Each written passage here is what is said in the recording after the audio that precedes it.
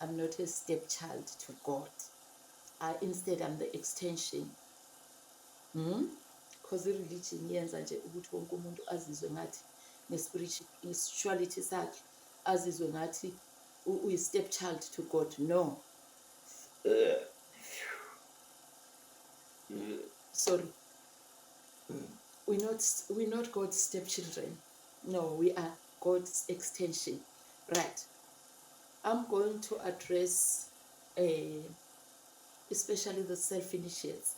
Anyway, there is no self-initiate because you're getting initiated by your guides and your angels and God even.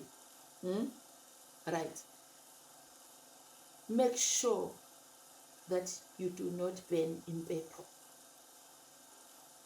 If you were not shown that you burn in paper, do not burn in paper.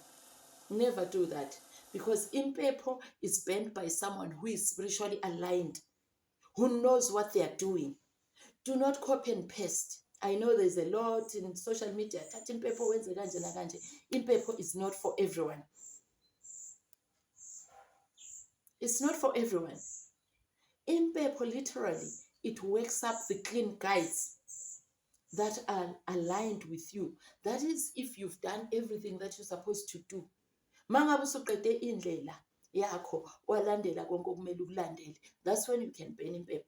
And there's nothing like, hey, selling paper. You can't burn in paper when you're yourself, because each and every one has got their own guardian angels. You are going to guide this person. You are going to guide Utembi. You are going to guide Prophet Langabi. It doesn't matter if we're twins or not. Right. If I'm aligned and you are not allowed, you're not going to burn in paper and izinto zakho zivuleke. Literally, you're going to wake the spirits that are causing more harm in the family. They react faster on in paper. I'm a healer for many years. I've seen this happening. Every time I share knowledge, that's why I don't post every day for the sake of it.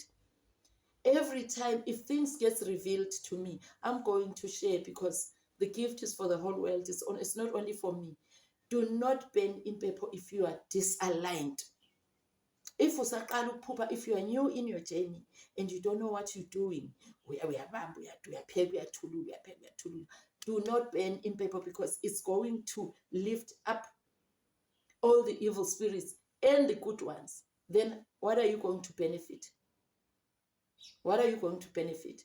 Because the evil spirits, the bad ones, are the ones that are going to stand up faster.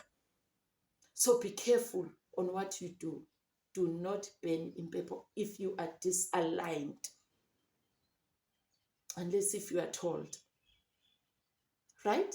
Our voter, this is the mistake that lots of people does, and some of the people that I've seen. They were saying, Prophet Langabi, I have done everything. I've burnt in paper. If I burn in paper, everything goes left. It's not wrong to burn in paper. It's not that in paper is wrong. But you are wrong because you are disaligned. When you burn in paper, wenzani? Uvusa ukulele. Make sure you burn in paper. 1, when you are shown. 2, when you are aligned with your guardian angels.